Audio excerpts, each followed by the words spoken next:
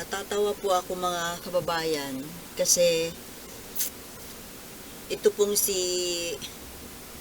Super Ate Amy Marcos ay nagkaroon po ng paandar ngayong araw na to dyan sa isang barangay dyan sa Nabotas na ang tawag nga po dyan sa programang yan Amy Paandar. Parang yung programa niya dati na Amy Solusyon. Maganda ng pangalan niya yun. Ang dami mong magagamit siya sa kung ano-ano. Ngayon, Amy Paandar. Na, ano yun, gift giving po, charitable. Gift giving kasama si BP Sara. Tsaka yung, nandun yung, ang MC doon, yung kaibigan niyang si, yung bading na nanalo noon, Pariscova. Juliana Pariscova. Ngayon, ganito po ang napansin ko doon. Baka sabihin na naman kasi ng iba dyan, masyado akong bitter. Na, kumbaga, marami akong napapansin na kahit, kumbaga gumagawa na niya ng mabuti, minamasama pa. Well, mga kababayan, mga katribo, yung ginawa po na yon, yung gift giving na yon, okay naman. Hindi naman siya masamang gawain. Maganda po. Kasi nga, namigay ng regalo. Namigay ng blessing. So, paano naman magiging masamang gawain yon? Siyempre maganda. Kaso, ang basa ko po kasi, ako yung may basa nun. Si-share ko lang sa inyo. Ang basa ko po kasi doon, parang damage control. Damage control para kay BP Sara. At saka hindi ko po talaga maintindihan kay Super Ate Amy Marcos. Pero gano'n na po talaga siguro. Nasa kampo po siya ng Duterte. Kasi 'di ba? Ang kalaban ngayon ng kaaway na mortal ng Duterte camp ay si Martin Romualdez na pinsang buo nilang dalawa ni Pangulo. Well, sa totoo lang, hindi ko rin ganito kasi yun eh. Yung tatlo pong ito, sa totoo, magkakalaban po ito sa 2028. Itong si BP Sara, si House Speaker Martin Romualdez, tsaka si Amy Marcos. Mga presidentiables po ito, nag-aambisyon, tatlong tambaluslos ba para sa 2028. Ngayon, siguro po, nararamdaman ni Super Ate Amy Marcos na bagamat, kumbaga kung titimbangin po natin, ay mas malapit na kadugo si Amy kay PBBM kaysa kay Martin. Dahil si Amy kapatid. Si Martin ay pinsan. Pero kahit kayo po siguro nababasa rin ninyo na mukhang ang i-endorso, ang itataas ang kamay sa 2028 ng ating Pangulo ay si Martin Romualdez, hindi si Amy Marcos. Kaya siguro gumagawa rin ito si Amy ng kanyang sariling diskarte. Dumidikit siya kay Sara. Although, ang tingin din naman po sa kanya ng Duterte camp ay kalaban din itong si Amy. Dahil presidential, nag-aambisyon din itong maging Pangulo sa 2028. O di, kalaban din siya ni Sara. Pero ito nga po, binabarkada ni Amy Marcos, nandoon po siya sa kampo ng Duterte, na para sa akin po, pro-China ito eh. Diba? Mga pro-China po ito. ang Duterte camp. Well, sa totoo lang, pati si Amy Marcos ay pro-China. O ngayon, napalayo na ako sa ating topic. Yung topic na yung programa nila doon, yung activity nila doon sa Barangay Tangos na Botas, ay yung gift giving nga po. Mayroon lang po akong isang observation doon na bago po kasi dumating yung magkaibigan na Amy at BP Sara, ay nagkaroon ng palaro, games ko kumbaga. Siyempre, para yung tao ay hindi mainip, no? Na ang in charge nga po ay si Juliana Pariscova, no? Yun, mayroong palaro na mayroong parang ruleta, yung parang, yung anong tawag dun? Ruleta kasi yun eh. Na mayroong mga papremyo. Mayroong papremyo na may maliliit na papremyo, mayroong bigas, may groceries.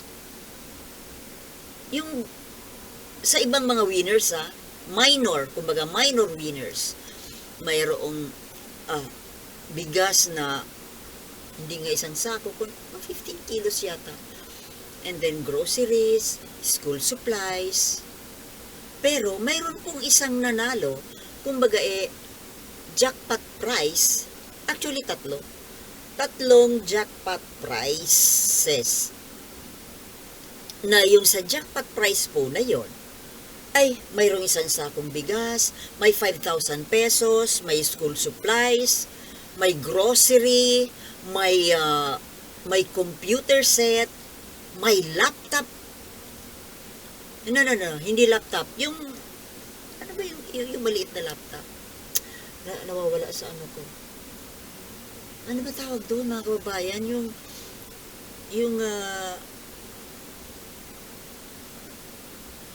Ano ba yun? Yung mas maliit sa laptop. Basta ganon. So, may computer na, tablet pala. May tablet pa. Ibig ko sabihin, ang daming tao po na pumunta. Siyempre, mga karamihan doon, mga mahihirap. Bakit kailangan? Well, ano pakialam ko? Hindi naman ako ang may pa-premyo nun. Ang ibig ko lang pong sabihin, sana naman wag naman sanang gano'n na yung isang naka-jackpot kaya nga jackpot Sultana, naintindihan mo? Para sa akin po kasi, kung ako ang isa sa mga dumalo doon, syempre nangangarap din ako na makapanalo kasi hindi naman sila lahat doon mabibigyan. Sana naman po, mayroon na rin namang computer set. Sana naman yung tablet ibinigay na sa iba. Yung groceries, doon naman sa iba. Or yung 5,000 yung cash, doon naman sa iba. Huwag naman na itinambak lahat doon sa isang tao. Parang, sabi nga nung vlogger, paulit-ulit niyang sinasabi na, jackpot si kuya, jackpot Ang swerte naman, Oo nga. Para sa akin po, mayroong umuwi na abot tenga ang tuwa, pero may umuwing luhaan. Yun po ang pinupunto ko. Sa ganong mga lugar po kasi, mga lugar ng karamihan ay mahihirap, natural, bawat isa nangangarap na magkaroon ng ganito. Bakit hindi ginawa na yung isa ay nanalo ng 5,000, yung isa isang sakong bigas, yung isa computer, yung iba naman ibigay naman sa iba yung tablet. Yung groceries naman sa iba, yung school supplies sa iba, lahat po dapat nasiyahan. Yun po ang punto ko. Well, ewan ko. Yun po ang isang na-observe ko doon sa papremyong yun. Kasi kung ako ang magpapapremyo, hindi ganun. Kailangan, as much as possible, Kung hindi man yan mabigyan lahat, dahil napakarami din naman, at least naman marami ang nabigyan. Or, wag namang lahat nagpalista, nasali doon sa raffle. Mukhang hindi naman mahirap yung nanalo ng jackpot. Di kaya mas maganda kung mayroong isang criteria. Hindi lang basta parang pinamigay, kundi mayroong something parang quiz, ganon. Hindi naman yung quiz na pang genius, kundi, di ba? You know what I mean? At isa pang na-observe ko po doon, bueno, hindi naman po yun kasali sa trabaho ni VP Sara or ni Amy Marcos. Parang siguro katuwaan nila or yun nga, parang ewan kung para saan yun. Pero ang basa ko po kasi, damage control sa nangyayari ngayon na sobrang kontrobersya na kinasasangkutan ni VP Sara. Napansin ko doon na pagdating ni VP Sara at ni Amy, actually, si Sara lang ang isinisigaw. Hindi si Amy Marcos. Walang sumisigaw ng Amy, kundi Duterte. Puro Duterte lang ang isinisigaw. Kayo po ibig ko sabihin na pang damage control para kay Sara. At yun naman po, sa totoo lang, hindi naman kusa ng mga tao yon. Parang gustong palabasin kasi sa makakapanood na love na love ng mga tao si Sara Duterte. Hindi naman ganun Bago dumating si Amy at si Sara, tinuruan po ni Pariscoba na pagdating nila, pinractice pa niya tinuruan na isigaw ng malakas. So, hindi po yun kusang loob ng tao. Excuse me.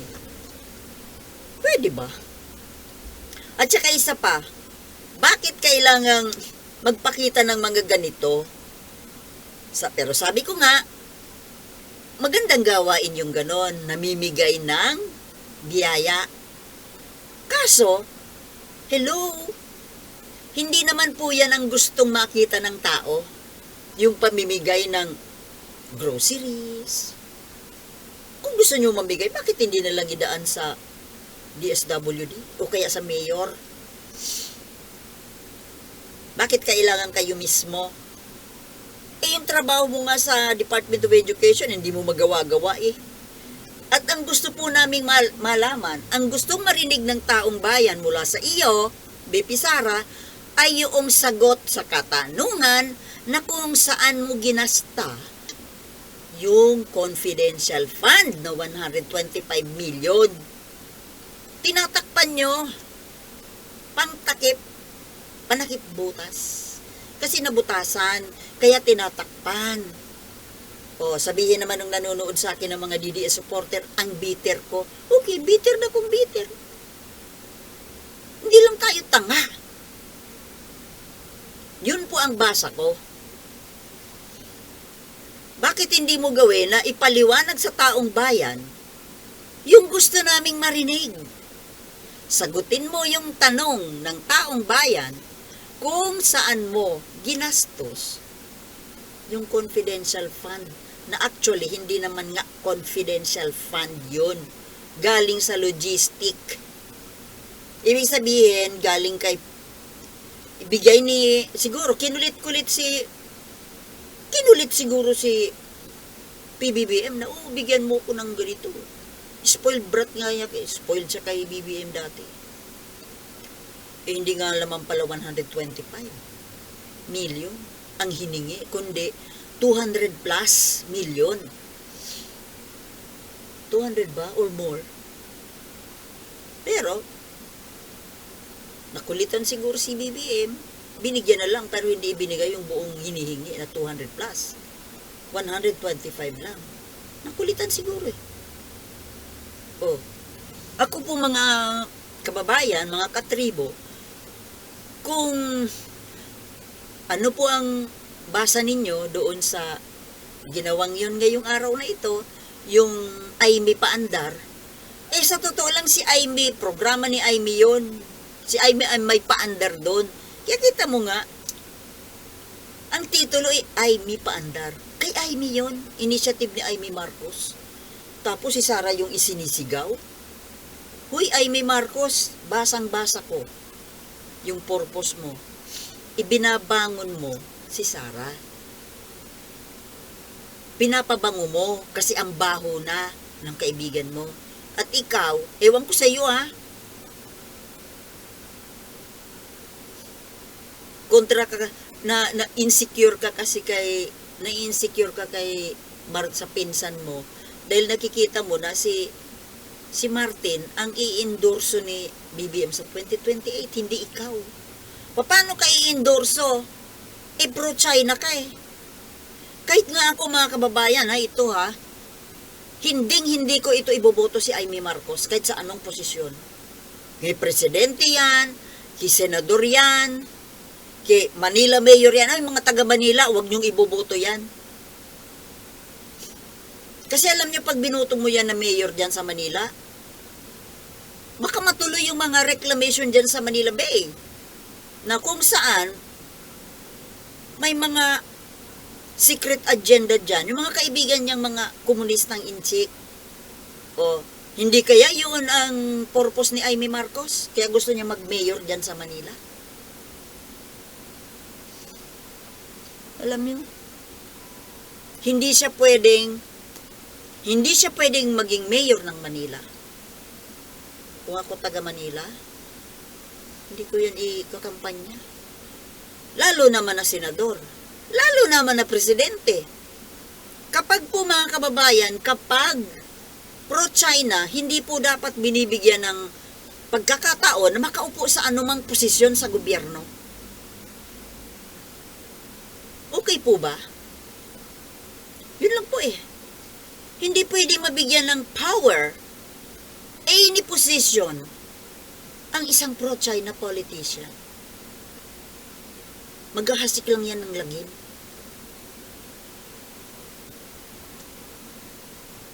Gets po? So, yun lang po ang ibig ko sabihin. Yun po ang content ko sa ngayon. So, yun lang po. Maraming salamat sa panunood. Ito pong muli ang inyong kaibigan, Sultana de Manila. Nag-aanyaya na magkita-kita po tayong muli sa mga susunod na video. Okay? Peace.